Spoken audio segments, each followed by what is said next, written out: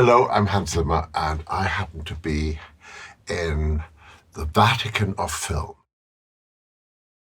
So I get to go and take some things like, for instance, right, there we are. Battle of Algiers, hugely influential film.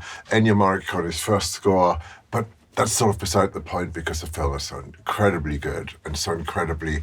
Oh yes, the true freedom fighters are actually playing their parts in it. Whoever's left alive, as it were. But it's an extraordinary film. Oh God, I went for all the heavy ones, didn't I? Night and Fog, the film that, to me, in its most unflinching way, describes the Third Reich and the Holocaust and the concentration camps. So you have to have strong nerves to go and watch this one. I think I need to get up to the steps too. Here we are, favorite film my whole life long, ANDREI RUBLEV, Tarkovsky. It's inexplicably beautiful, it's inexplicably profound. It's shot in 65mm black and white, except for, but I won't give it away. And you have to be patient with it.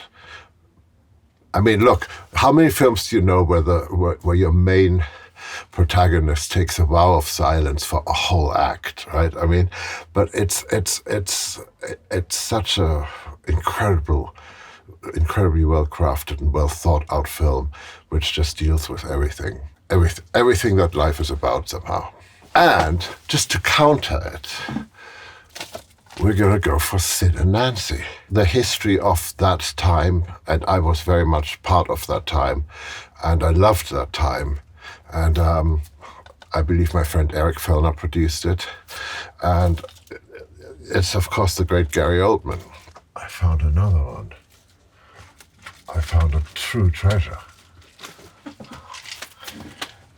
David Lean directs No Coward, in which we serve this happy breed, blithe spirit, and brief encounters. That's going to be a really good weekend. God, my tastes are all over the place, aren't they? But I think that's what movies are supposed to sort of do to you. You know, you're supposed to get excited about life. Now, I always wonder what the best script written is, the best comedy. And if it's not Lubitsch with Ninotchka, I go to His Girl Friday. Do you want to have a good time? This Girl Friday will show you a good time like you never had before. The great Les Blanc, of course. This is a journey through different lives, which I love because we get so isolated these days, and especially because we're sitting behind our little phones and our iPads and our televisions, etc.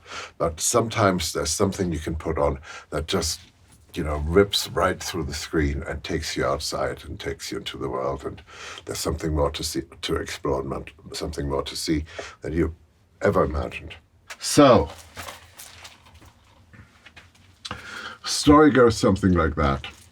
Nick Roeg was the second unit cameraman on Lawrence of Arabia. And the studio would get all these fantastic reports back about how beautiful everything looked. And Freddie Young, who was the main cameraman, started getting a little bit jealous. And so Nick got fired. Nick was seriously down.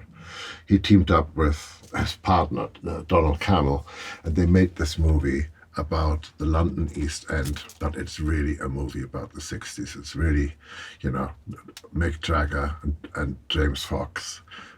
And I'm just saying this for myself, a very big Moog synthesizer and lots of orgies. I think people didn't quite know what to make of it in the best possible way. And I'm not sure if even now we know what to make of it. You know, it's a gangster movie with philosophy. So, you know, what can I say? And of course, it's incredibly immaculately shot. It was Tony Scott and my favorite film. We would talk about it all the time. So Nick was the first director who taught me anything. And Tony, I suppose, was another one who taught me a lot. So there is that as well, you know. And so For Tony and Nick, I'll take performance. House. Know nothing about it other than that I so loved the one sheet.